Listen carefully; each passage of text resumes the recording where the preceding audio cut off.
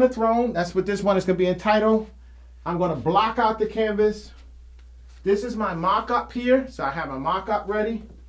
And I am just going to basically attack this to white. That's basically my philosophy. So if anybody's into painting and you want to know my particular procedure, my particular style, my particular way, my particular swag, in terms of how I go about my stuff, example, I'm going to start by attacking my negative areas. Now, in this concept, I'm going to have Ra with a bird head and a human's body with all of the Kemet regalia on, you know, with the collar. He's going to have the Sekhem scepter in his hand. Sek means mighty or powerful.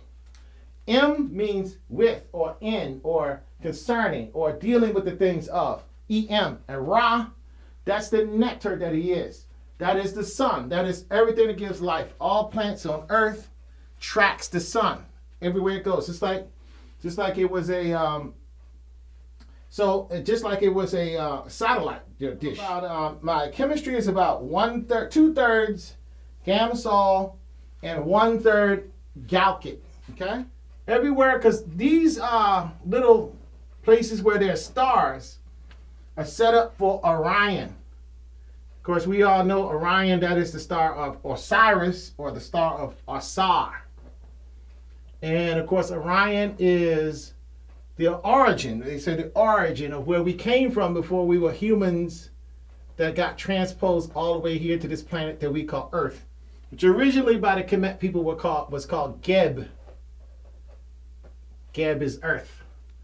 Actually, it had other names too, but the netter is Geb.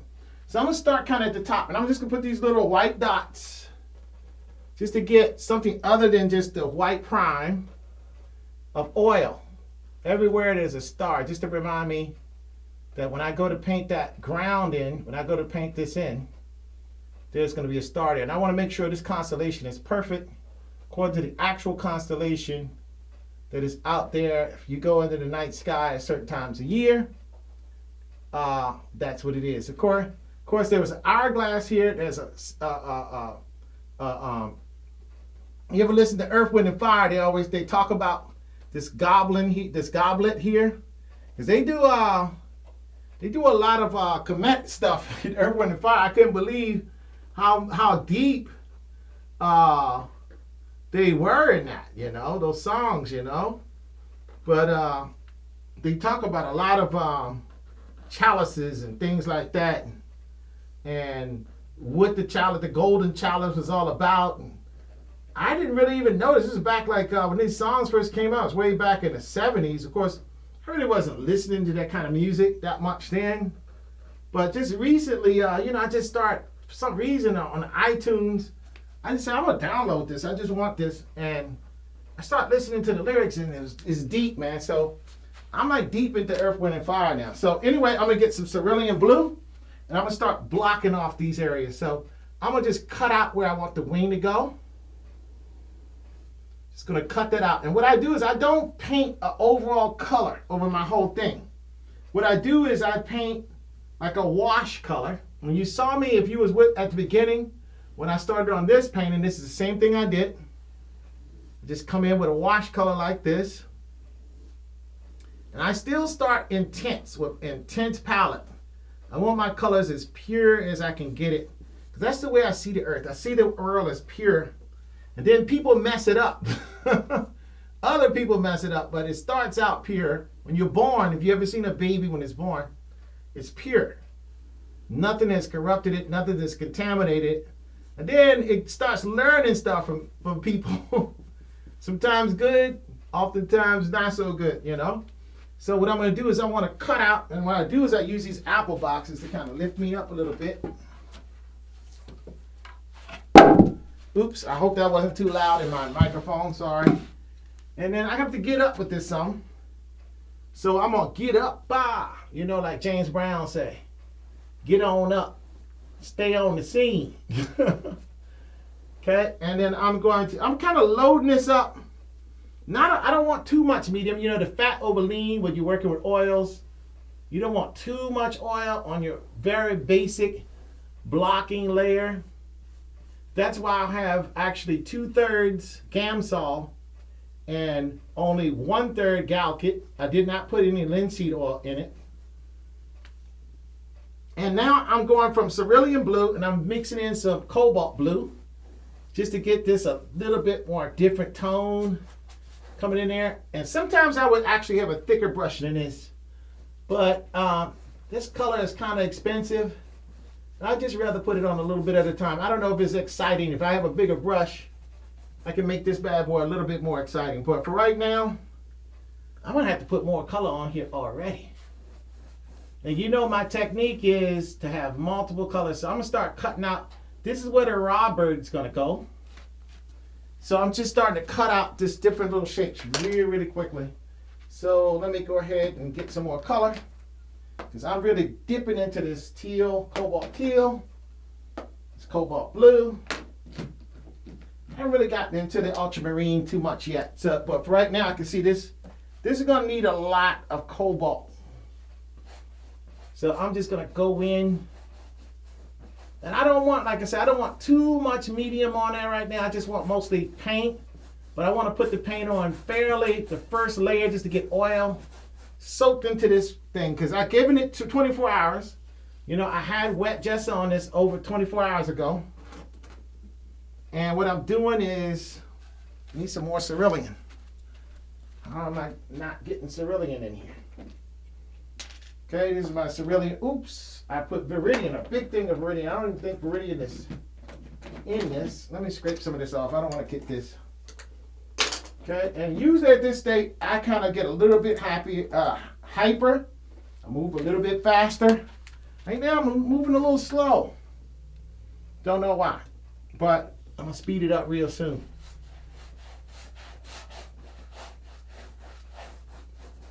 And what I want to do is just get this tone right on in there. Get this tone in there.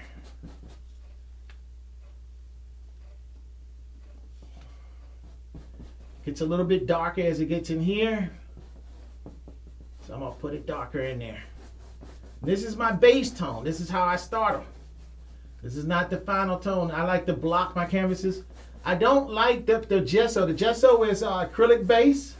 I'm working in oil, so I like to get oil all over my canvas. You guys already know my technique, my style. I kind of explain it for some of you guys that's kind of want to get into painting. This is my style right here. I block. This is called blocking in color. So I'm just getting the areas of color, and I just don't have enough cerulean. Let me put it in a different spot. Oops, I have cerulean, but I got it. Then put it on the palette.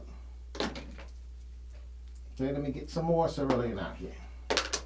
And I knew that this painting was gonna call for quite a bit of cobalt and cerulean, so guess what? I actually just recently got a whole new 150 liter. I'm gonna just go ahead and start cutting. No, I'm not, the first part of this falcon, there's a little cloud there, so I'm not gonna cut that full falcon out yet, but I'm gonna just cut a little bit into these wings right here with this darker tone. But underneath it, there's some clouds there too, so I'm just gonna focus on the wing of Ra for right now and just let that develop. So that's what I'm gonna do, focus on that. Okay. So I'm gonna start cutting Ra right on out here.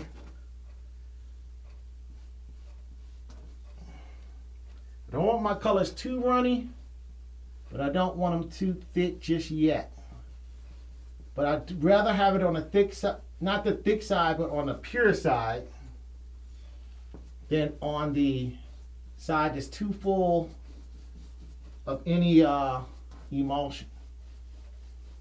And what I'm going to do is just kind of start cutting. I'm working with the negative space. In other words, not the foreground subject matter, but the background subject matter first. Because what I want to do is at first I want to pop my topic, my subject, out of the background, out of the background by blocking. I use this technique to get my stuff out of the background. Okay?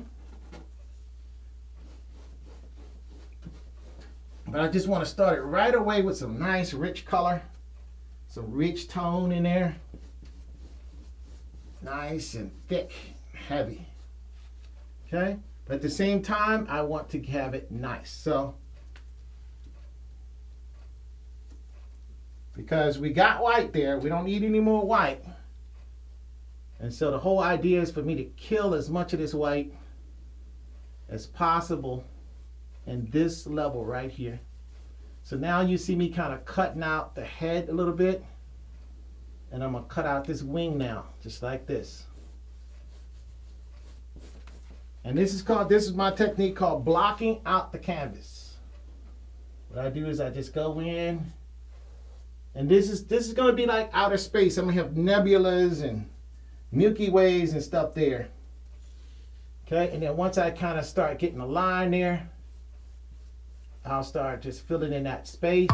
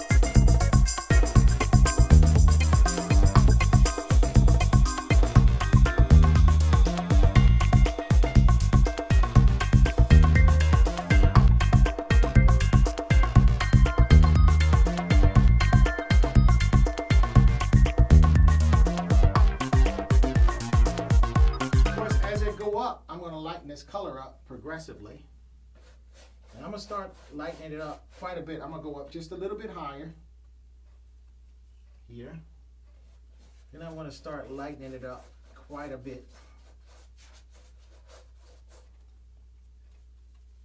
Okay, and like I say, I invite you in my studio to see my techniques, to see how I do it. A lot of people, they kind of do all of the editing, then all of a sudden, bada bing, bada boom, the painting's done. But that's not how paintings get done. That makes a nice video, though.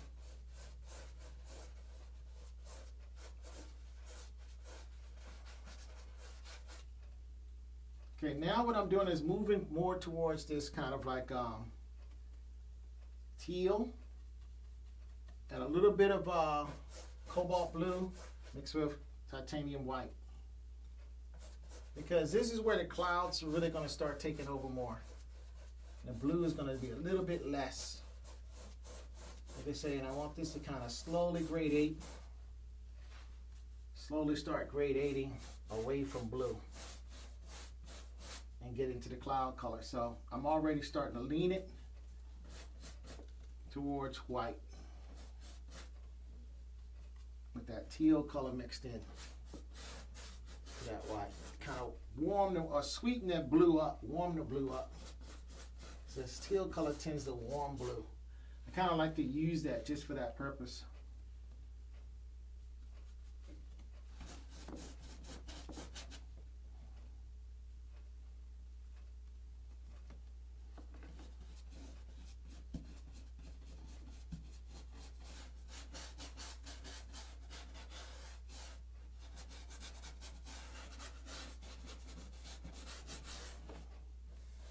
Okay, so at this point, I think we're basically, in terms of putting down the basic mother load of blue, I basically delivered on the blue. So now it's time to kind of get some of these swirly clouds, and that's mostly white, but of course nothing is going to be white. It's going to be some version of gray. Then I'm going to go into this color, and I'm going to have to dump on a whole lot of white now because I want to kind of get all the way in and try to start building this image up. So, okay, I'm gonna just dump on some more white where I can. And I don't even have any clean sections in this palette yet for this because I don't want my white to get messed up too much. Let me check the room and see if anything new's happened out here. Hey, how's it going, Mohammed? What's up? How's it going, Kay? Katharina Hayes, what's up? African Queen. Noreen, how you do? The African Queen is here. How you doing, John Earl Glenn Jr.? What's up, brother? Okay, so good to see you guys are able to join. And basically what I'm doing is I'm blocking off this next painting. It's real basic now, but this is the painting that I'll be creating. Just like I created this one here. So that's basically what we got going. So I hope I wasn't being too boring. I try to keep things as interesting as possible. But you know, you only can do what you can do, you know?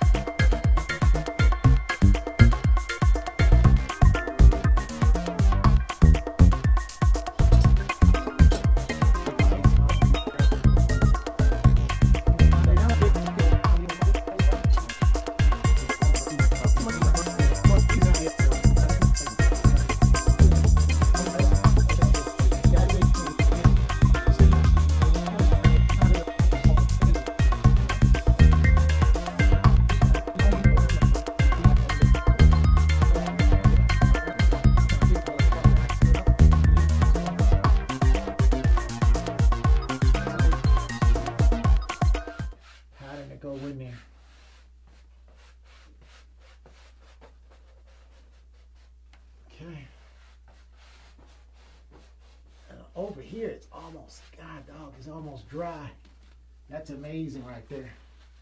Never had anything to do anything quite that fast. But like I said, you're always learning. It's the interesting thing about painting. If you pay attention, you can learn almost at any stage. No matter how much you've been working, there's always something new and different you can learn. The second you start thinking that you can do anything, that you're it and everything, and there's nothing else to learn, and you know everything, that's when you stop growing with this. You stop advancing yourself. You kind of plateau off, and you just keep doing the same trick over and over and over and over, which could be fine, you know. I mean, if you have people buying your paintings and they like that one trick pony thing, I say keep doing it, man. More power to you. But if you want to grow as an artist, Picasso went from his blue period to his other periods. He went from mild cubism to extreme cubism, and likewise, as an artist, you want to keep your mind open so that you can discover new techniques and new things you can do, especially with your tools and your materials. For example, being able to, this is setting up already. This is amazing. I'm able to actually come in here with some more tone with this big brush and just put another layer on top of that. Let's see, is that going on top? Kinda. This is a big brush, and I don't have much medium at all. I just want to see what this is going to do. Okay, this is all paint. This is not much medium. Let's see if I can drop in a paint layer on top of like a medium layer.